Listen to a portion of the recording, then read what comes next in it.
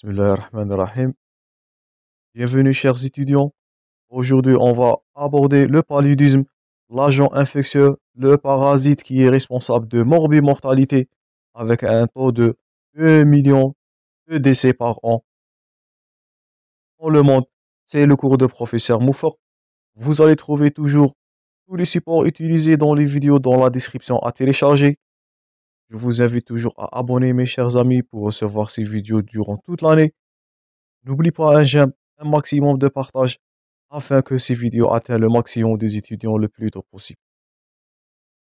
Donc aujourd'hui, comme introduction, le malaria ou bien le paludisme, c'est une maladie parasitaire, c'est une parasitose, notez bien, endémo-épidémique qui est responsable de 2 millions de décès, 2 millions de mortalités par an. Donc malaria vient du terme italien malaria. Paludisme vient du mot latin palus, c'est le marais, et elle est provoquée par l'agent pathogène, le protozoaire du genre Plasmodium. Donc aujourd'hui, on va aborder un agent infectieux, une parasitose, une infection très mortelle qui a existé depuis l'Antiquité, comme nous allons voir. Cliniquement, elle est caractérisée par un accès fébrile. Notez ce terme-là. Toujours, je vous invite à prendre note de fur et à mesure qu'on avance dans le cours, avec des risques de complications qui sont parfois mortelles. On va aborder les complications de paludisme. C'est les complications neurologiques. C'est, notez-le bien, c'est le neuropaludisme. Le traitement, il est compliqué par l'apparition de la résistance aux médicaments qui est en train de s'augmenter. Tout ça, on va aborder. Donc, notre intérêt de la question aujourd'hui, c'est paludisme, le parasitose, la maladie parasitaire qui vit en état endémo-épidémique depuis l'Antiquité, provoquée par, je répète, le protozoaire du genre Plasmodium. Elle est transmise par le vecteur, c'est de l'anophèle. Il est responsable de 2 millions de mortalités par an. Donc, pour l'historique, notez bien que le paludisme, il a existé depuis l'Antiquité. Donc, l'origine revient vers l'Égypte à 1600 avant Jésus-Christ. Donc, Paparis, il a écrit le paludisme comme l'association de frissons, fièvre et splénomégalie. Donc, notez cette triade-là, on va l'aborder dans la clinique. Au IVe siècle, deuxièmement, avant Jésus-Christ, Hippocrate, il a décrit la fièvre palustre avec la triade classique qui est, notez-la bien, frisson, sueur, fièvre. Donc, selon les notions quotidiennes, c'est la fièvre tierce et la fièvre ou bien quaternaire. On va aborder ça dans la clinique toujours. Le deuxième siècle avant Jésus-Christ, le paludisme il a eu lieu chez les Grecs et chez les Romains. C'était la fièvre intermittente. En 1717, c'est Lancy qui a décrit le paludisme qui est dû à poison des marais qui est transmis par les moustiques. Donc en 1717, c'était la notion de la moustique, c'était la notion de l'anophèle. En 1879, il a été décrit le paludisme comme un bacille, un agent des fièvres récurrentes des marais. Et c'est en 1893 que le terme paludisme, le terme francophone, qui a été associé par Alphonse Lavran. Le rôle du vecteur a été prouvé entre 1895 et 1900, et c'était en 1902 que le paludisme a eu lieu en Algérie par l'expérimentation de la lutte antipaludique grâce au frère Sergent. Donc vous voyez, le paludisme a existé depuis l'Antiquité. C'est un agent infectieux, je répète, qui vit en état endémo-épidémique, responsable de morbimortalité dans le monde, avec des complications, comme vous voyez là, c'est l'accès fébrile, avec des complications, je répète, qui sont neurologiques, c'est le neuropaludisme. Plusieurs bouquins ont été écrits sur le paludisme durant les années, et là, Vous voyez là, c'est le paludisme. Là, c'est la notion du l'anophèle. Vous voyez ça, c'est de la fièvre et la notion de la piqûre nocturne. Donc, tout ça, ce sont des critères cliniques, épidémiologiques du paludisme. Donc, deuxièmement, comme épidémiologie, notez bien que le parasite, c'est du plasmodium, je répète, il est transmis par la piqûre de l'anophèle femelle. On va aborder ça dans le cycle. Il existe 5 espèces que vous êtes censé de les connaître. On a premièrement, le plus virulent, le plus méchant, c'est le Plasmodium falciparum. Donc j'insiste sur le Plasmodium falciparum. C'est cette espèce-là qui est responsable de l'accès palustre et de l'accès neurologique ou bien du neuropalustre et qui est responsable de morbimortalité. Autres espèces, on a du Plasmodium ovale, on a du Plasmodium malaria, du Plasmodium vivax et une nouvelle espèce qui a été décrite récemment, c'est le Plasmodium knowlesi. Je répète, c'est le Plasmodium falciparum qui est le plus virulent. C'est à retenir, il est responsable de la forme la plus grave de la fièvre tierce, du neuropalustre, et c'est le plus virulent, c'est le plus mortel de ces espèces-là. Donc, notez bien, c'est le Plasmodium falciparum qui est l'agent infectieux ou bien le parasitose ou bien l'espèce qui est la plus virulente dans l'infection au paludisme. Maintenant, on va aborder le cycle. Et notez bien, le cycle comporte plusieurs phases chez l'anophèle ou bien chez la moustique et chez l'hôte qui est intermédiaire, là je répète. Donc faites attention, on avait dit précédemment que la notion de l'hôte intermédiaire est du l'hôte définitive. Dans le cas du paludisme, l'hôte définitive, c'est les moustiques ou bien c'est l'anophèle. Pourquoi je répète? Parce que dans ce dernier-là, dans la moustique, dans l'anophèle, là, il va se produire la forme sexuée ou bien la multiplication sexuée du parasitose. Pour mieux comprendre le cycle, on va passer à l'illustration. Donc là, vous voyez que le cycle va passer de plusieurs étapes, ou bien de plusieurs phases. Il existe le cycle, je répète, chez la moustique, qui est le récepteur, ou bien qui est l'hôte définitif, je répète. C'est là où il va produire la multiplication, ou bien la forme sexuée du division, ou bien de multiplication. Donc là, vous voyez deux gamètes, mâles et femelles, ils vont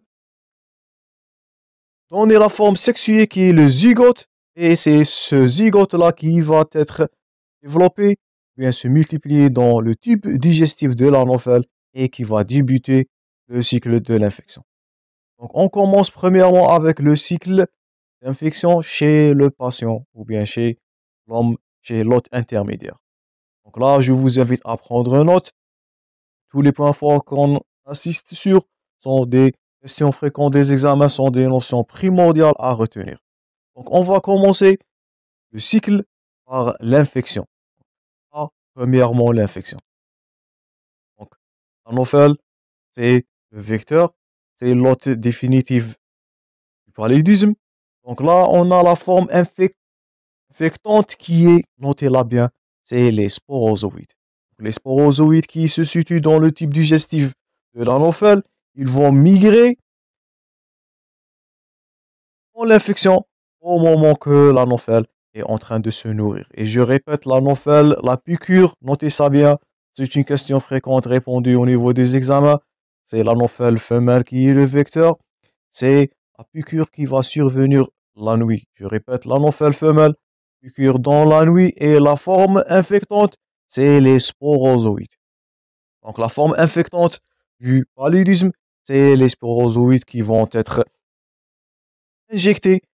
Ou bien l'infection va se passer au moment que l'anophèle va se nourrir. C'est la piqûre de l'anophèle.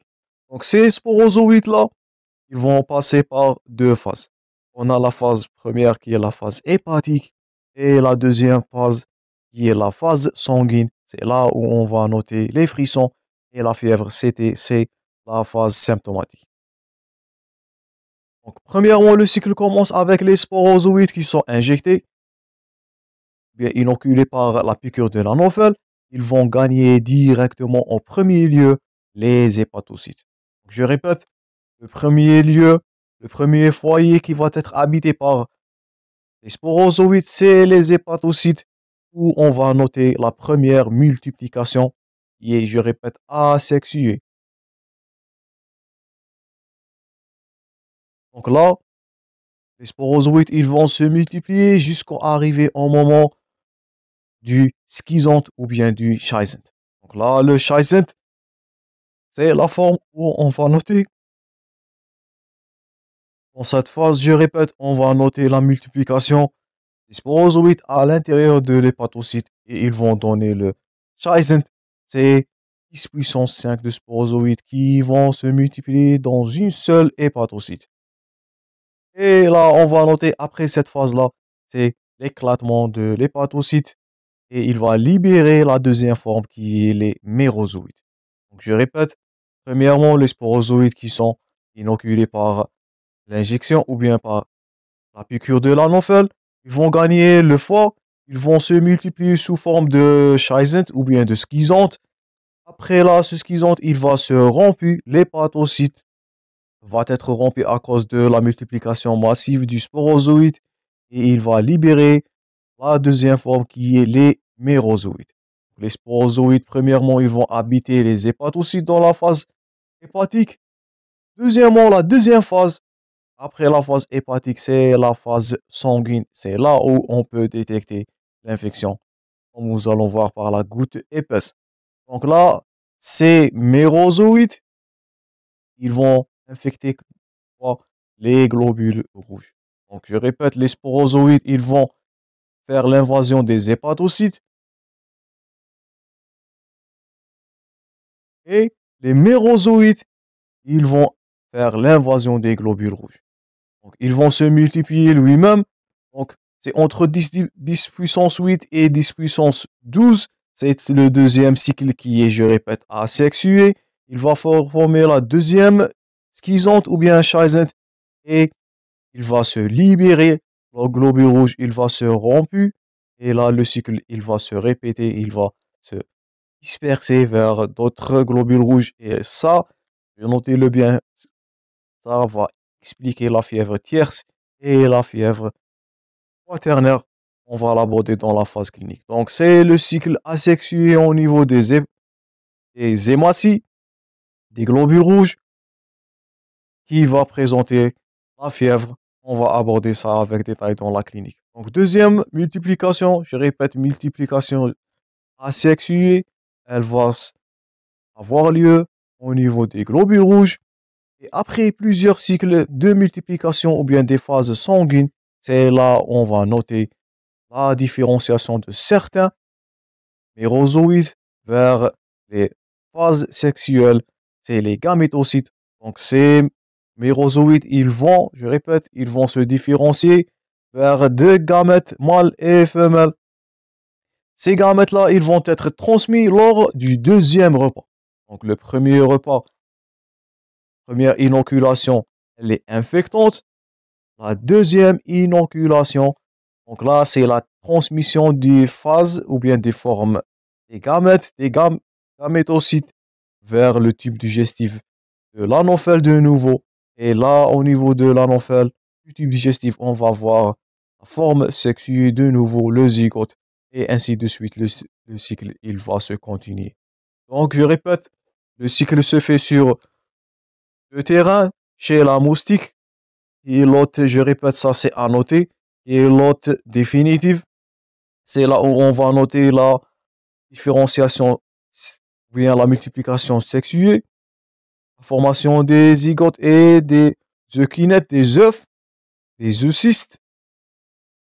Deuxièmement, le cycle chez l'homme, il va passer par deux phases. Une phase, je répète, hépatique, qui est le premier lieu après que les sporozoïdes, notez bien, qui sont les formes infectantes. Donc, je répète toujours, j'insiste sur tous les mots-clés, j'insiste sur tous les points forts.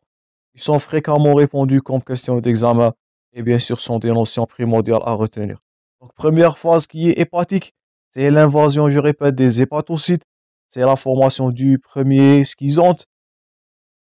Après l'éclatement des hépatocytes et la libération de la deuxième forme qui est les mérozoïtes, c'est là où on va noter le deuxième cycle qui est la phase sanguine, qui est, je répète, qui va représenter la phase infectante. Puis il y a les manifestations cliniques.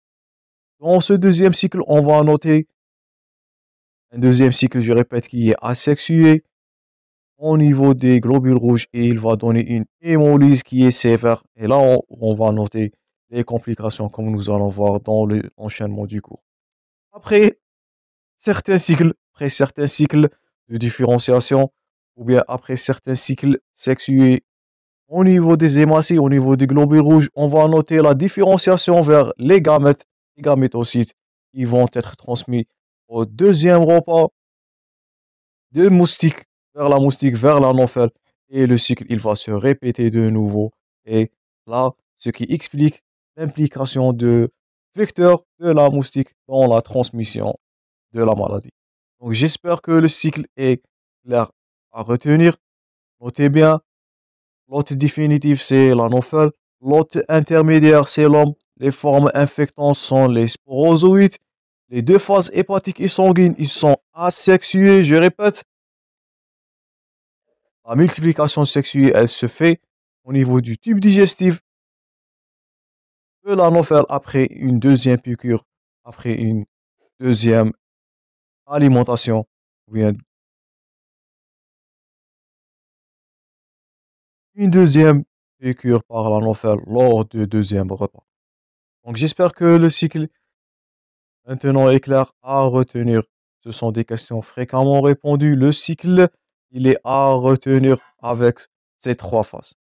Donc ça, c'est tout pour cette première partie. Je vous rencontrerai dans la suite de ce cours où on va détailler la clinique, les examens diagnostiques par clinique et bien sûr le traitement et la notion, je répète, de la résistance vers le traitement du paludisme, c'est la notion de la résistance du chloroquine. Je vous remercie pour votre attention, mes chers amis. Je vous rencontrerai très prochainement. Bon courage dans vos révisions et à la prochaine.